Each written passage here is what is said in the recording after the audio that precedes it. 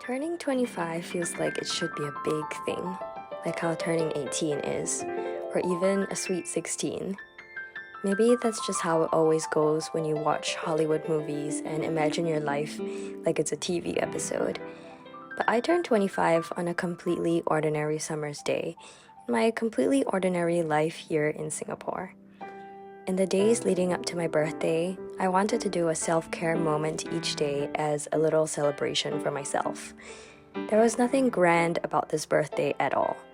But in its deceiving normalcy, I found both terror and beauty in becoming a quarter of a century old, a witness that year after year will face pain and struggle and internal battles, but also moments of happiness that are so fleeting and therefore so precious.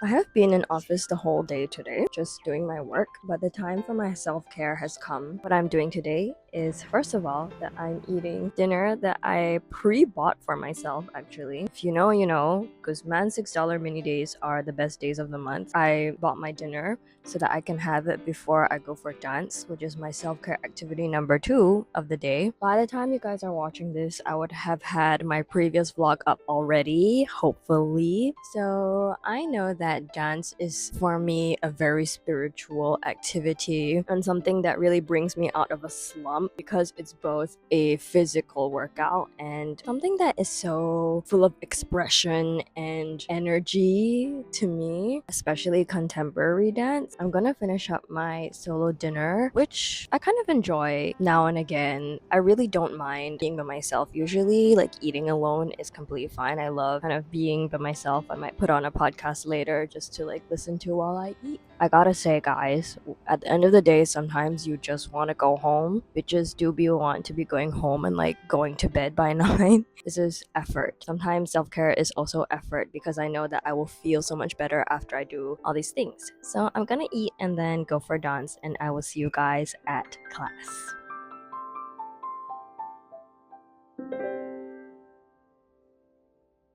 Was a rather disastrous class, which I cannot bring myself to even watch the video that we took. But if I'm in a really honest and vulnerable mood and feel like showing this to strangers, I will put it up on the screen right now. And I know there's gonna be good and bad days. I always say this, but I think today just feels more sucky because it's not even expected. It's like just disappointing. One of my biggest fears is not being able to be good at the things that I love doing.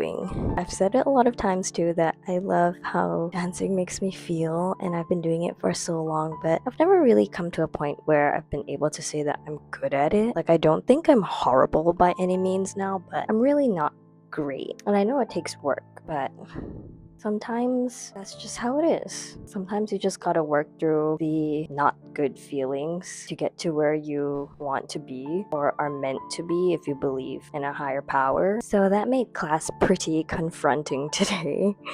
I don't know if this is self-care, but at least I went and I tried. I'll see you guys tomorrow. Good morning. We are back in the game today after the fiasco that happened last night, which isn't really a fiasco. It's just growing learning pains. But today we're going to get started with a matcha, which has been 100% proven effective to cheer me up every single time. And I think today I'm going to do a very good quality matcha. I'm going to use this one, Ichinoshiro, called the Lord's Matcha, which is a gift from one of my friends. He brought it back from Japan. Also, don't mind this. I broke out yesterday too, which is just, it's great. But we're trying to get over it, okay? And we're gonna make some matcha now.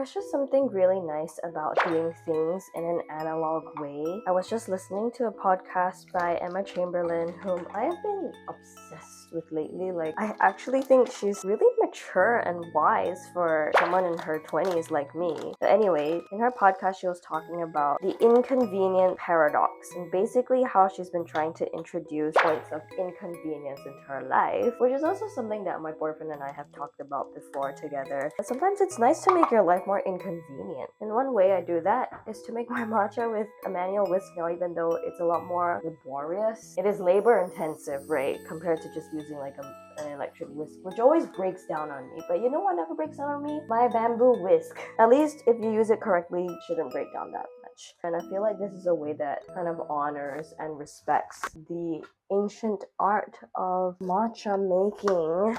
Maybe that's the way that it should be done, if you have the time for it. I do not have a chawan or a tea bowl because mine broke, so literally a normal bowl will do.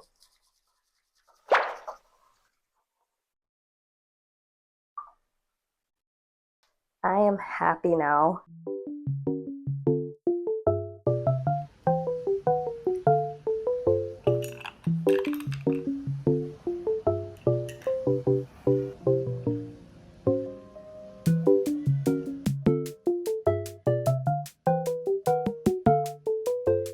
My choice of exercise today is Pilates because I'm feeling something a bit more easy, and it's always a good choice for strength and conditioning work without being too tiring and taxing the way that cardio stuff is for the grip socks. And after Pilates, I'm gonna come back and cook a dinner using some leftovers and other stuff that my sister is going to be bringing home. And that's my quiet day at home today, with some physical nourishment and food nourishment and some good old homebody potato time. Down again. And we go again. Exhale. Lift the chest up. Squeeze and circle one time. Then you drop the chest down.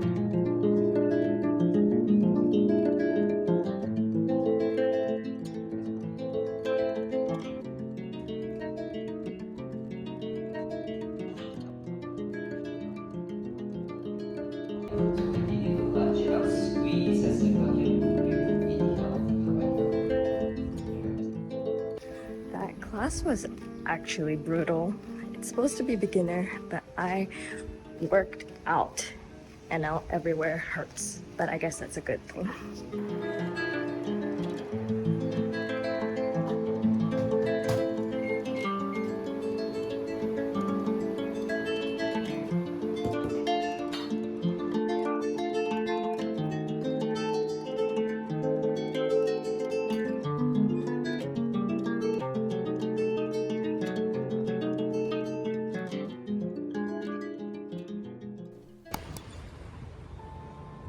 I've just started going to therapy again after a long hiatus from going to therapy in university, which I talked about in a previous vlog linked below. It can feel uncomfortable and awkward to spill your guts out to a stranger, but each session I go to, I feel like I really uncover something new about myself, or am pointed to a different perspective to confront certain issues in life, whether that's complexes about work, self-esteem, relationships. Truly, it's one of the most important acts of self-care I would recommend everyone to at least try.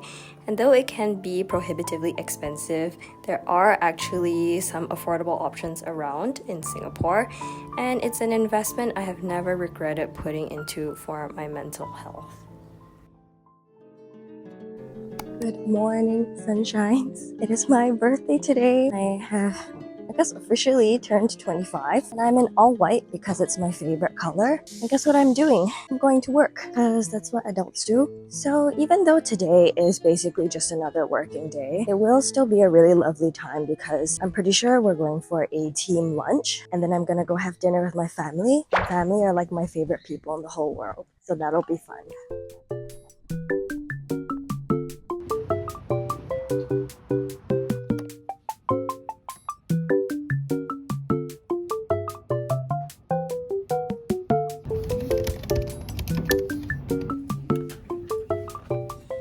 For lunch, my team and I went to try masala, a restaurant in Pan Pacific where my boss treated us to a truly delicious lunch in true Asian sharing style. We started off with a round of soft and chewy bread dipped in olive oil, had an eggplant cold appetizer, and to follow up, crispy roast pork, a truffle risotto, and chicken and mash. Wine was also offered, but I'm really not an alcohol person in general, so I skipped that out. But everything was delectable. And we ended off with a burnt cheesecake to share, which concluded my indulgent birthday lunch and made me feel grateful for easygoing and friendly colleagues that make work that much more tolerable and even enjoyable on some days.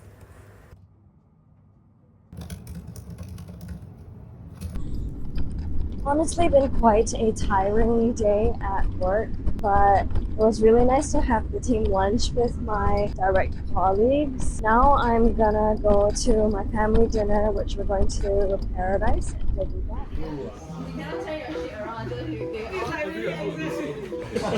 okay, 3, 2, 1, start. During the dinner, my sister had actually made a graded quiz for our boyfriends and her husband to do with questions about our family history, and it was so crazy but also so fun. I don't know the bonus point, but I know the date. You can guess for bonus points. I must read the question properly. I told you needed to revise. You didn't tell me. I told you! No, prize gonna get 1 pen and the prize got no pen.